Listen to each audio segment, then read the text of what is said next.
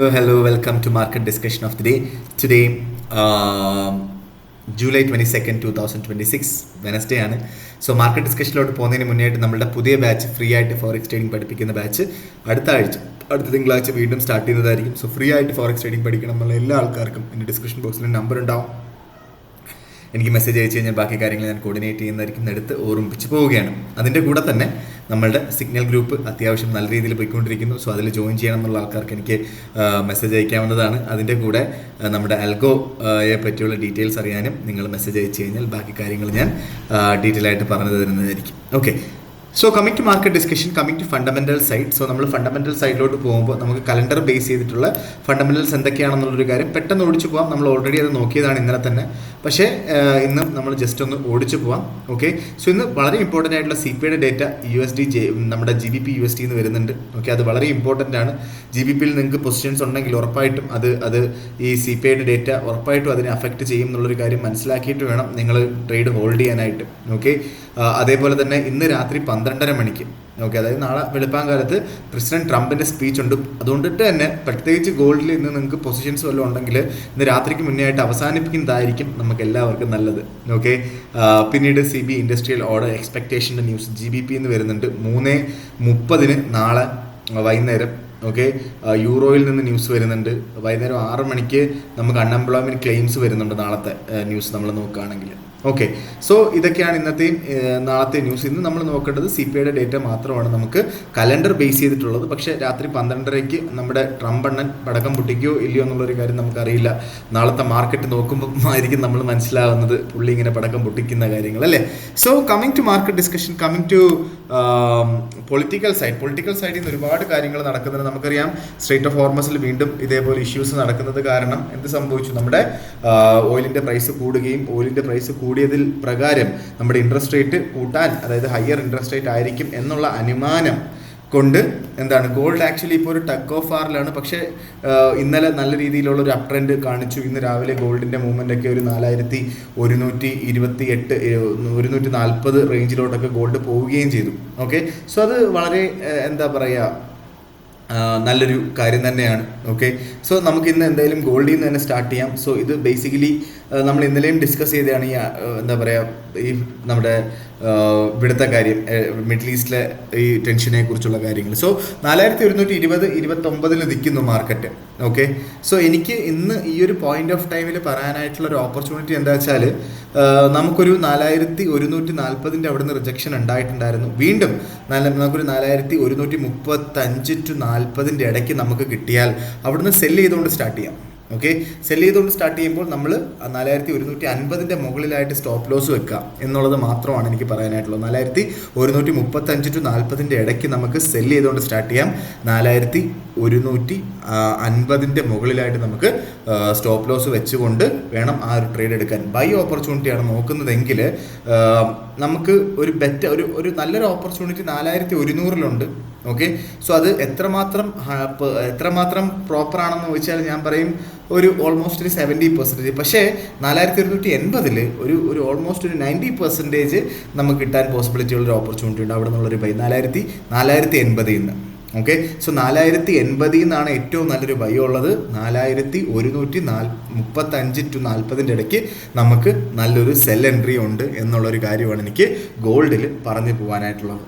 Okay, so definitely ഇന്ന് രാത്രിയിലത്തെ ട്രംപിൻ്റെ speech definitely ഗോൾഡിനെ affect ചെയ്യും. അതുകൊണ്ടിട്ട് തന്നെ ഗോൾഡിൻ്റെ കൗണ്ടറിൽ ട്രേഡ് ചെയ്യുന്ന ആൾക്കാർ അതിന് മുന്നേ ആയിട്ട് മാറി നിൽക്കുക എന്നുള്ളതാണ് എനിക്ക് എടുത്ത് ഓർമ്മിപ്പിച്ച് പോകാനായിട്ടുള്ളത്. ഓക്കെ, സോ ഇന്നലെ നമ്മൾ കൃത്യമായിട്ടൊരു ഓപ്പർച്യൂണിറ്റി പറഞ്ഞിട്ടുണ്ടായിരുന്നു. എത്രയിലാണ്? 4080 അവിടെ നിന്ന് ആ സെല്ല്.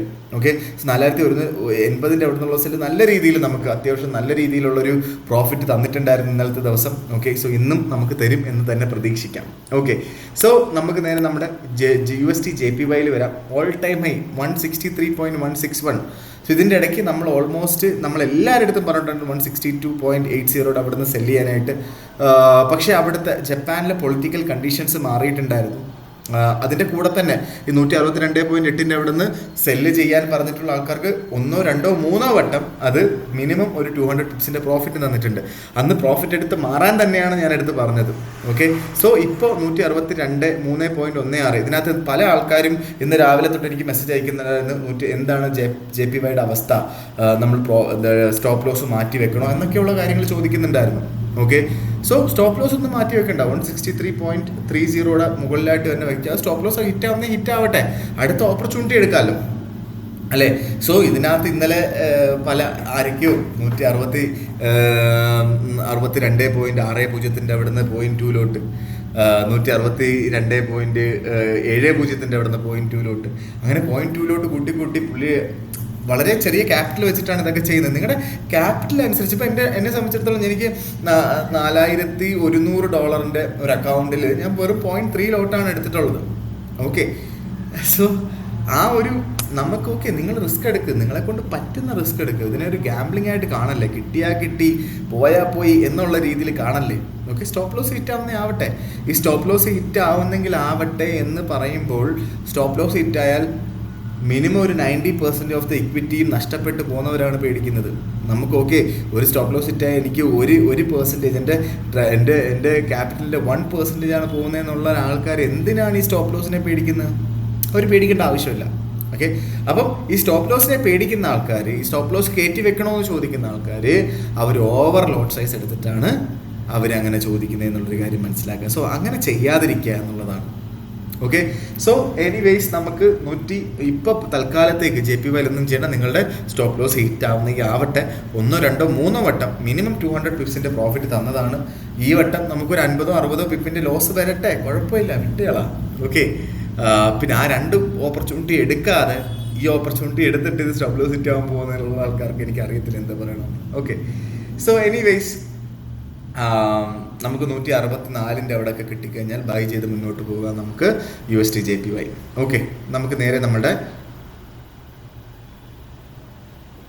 GBP USD പോവാം. GBP USD 1.33820 നിൽക്കുന്നു. സോ ബെസ്റ്റ് നല്ലൊരു ഓപ്പർച്യൂണിറ്റി എന്താ വെച്ചാൽ 1.3350 അവിടെ നിന്നുള്ളൊരു ബൈ എൻട്രി ആണ്. ഓക്കെ, പക്ഷേ ഡെഫിനറ്റ്ലി അടുത്ത അടുത്ത 20 മിനിറ്റിനുള്ളിൽ നമുക്ക് GBP അഫക്റ്റ് ചെയ്യുന്ന ന്യൂസ് വരുന്നുണ്ട്. ഓക്കെ, GBP അഫക്റ്റ് ചെയ്യുന്ന ന്യൂസ് എന്ന് പറയുമ്പോൾ എന്താണ്, നമ്മുടെ GBPയുടെ CPIയുടെ ഡേറ്റയാണ്. പിന്നെ അതിൻ്റെ കൂടെ തന്നെ എംപ്ലോയ്മെൻറ്റ് ഡേറ്റയൊക്കെ GBP എന്ന് വരുന്നുണ്ട് ഈ ആഴ്ച തന്നെ. സോ അത് വളരെ ഇമ്പോർട്ടൻ്റ് ആണ്. അതിൻ്റെ കൂടെ പുതിയ പ്രൈം മിനിസ്റ്റർ ചാർജ് എടുത്തിട്ടുണ്ടായിരുന്നു നമ്മുടെ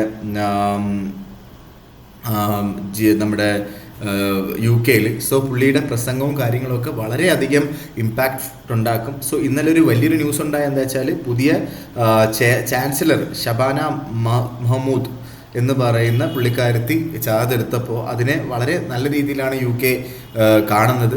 കാരണം എന്താ പറയുക, അൺകൺട്രോൾഡ് ഗവൺമെൻറ്റിൻ്റെ അൺകൺട്രോൾഡ് സ്പെൻഡിങ്ങിനെ തടയാനായിട്ട് പുള്ളിക്കാരത്തേക്ക് പറ്റും എന്നുള്ളതാണ് മനസ്സിലാക്കേണ്ടത്. ഓക്കെ, സോ അങ്ങനൊരു പൊളിറ്റിക്കൽ സൈഡിൽ നിന്നും UK-യിൽ നിന്നൊരു ന്യൂസ് ഉണ്ട് എന്നുള്ളൊരു കാര്യം മനസ്സിലാക്കുക. ഡെഫിനറ്റ്ലി എന്താ പറയുക, പ്രൈം മിനിസ്റ്റർ പറയുന്ന കാര്യങ്ങൾ അപ്ഡേറ്റഡ് ആയിട്ടിരിക്കുക. അതിനുശേഷം മാത്രമേ നമ്മുടെ UK-യിൽ നിന്ന് അല്ലെങ്കിൽ GBP USD ഒരു ഓപ്പർച്യൂണിറ്റി എടുക്കാനായിട്ട് പാടുള്ളൂ. ഓക്കെ, സോ അതിൻ്റെ കൂടെ എനിക്ക് USD JPYയിൽ പറയാനായിട്ടുള്ള കാര്യം, പല ആൾക്കാരും ചോദിക്കുന്ന ഒരു കാര്യമാണ്, എന്താണ് എന്തുകൊണ്ട് ഇൻ്റർവെൻഷൻ വരുന്നില്ല. സോ ഇൻ്റർവെൻഷൻ JPYയിൽ വന്നു കഴിഞ്ഞാൽ ഡെഫിനറ്റ്ലി എന്ത് സംഭവിക്കും, മാർക്കറ്റ് മിനിമം ഒരു 160 ഈ ഒരു പോയിന്റിൽ നിന്ന് മിനിമം ഒരു 500-600 പിപ്പോളം താഴെ വരേണ്ടതാണ് അല്ലേ. സോ വെറുതെ എപ്പോഴും ഇൻ്റർവെൻഷൻ ചെയ്യാൻ പറ്റില്ല. കാരണം ഇൻ്റർവെൻഷൻ എന്ന് വെച്ചാൽ അവരുടെ കയ്യിലുള്ള ബില്യൺസ് ഓഫ് എന്താ പറയുക ഡോളർ വിറ്റുകൊണ്ട് ജാപ്പനീസ് യെൻ വാങ്ങുന്നൊരു പ്രക്രിയയാണ്. ഓക്കെ, സോ അവർക്ക് അത്രയും പൈസ ഫോറിൻ കറൻസീസ് റിസർവിലുള്ള ഈ ഒരു കമ്പനിക്ക് ഈ ഒരു രാജ്യത്തിന് അത്രയും എന്താ പറയുക ബില്യൺസ് ഓഫ് ഡോളേഴ്സ് അങ്ങനെ സഡനായിട്ട് ചെയ്യേണ്ട കാര്യമില്ല. കാരണം 2 വട്ടം അവരത് ചെയ്ത് ഫെയിലായിപ്പോയി.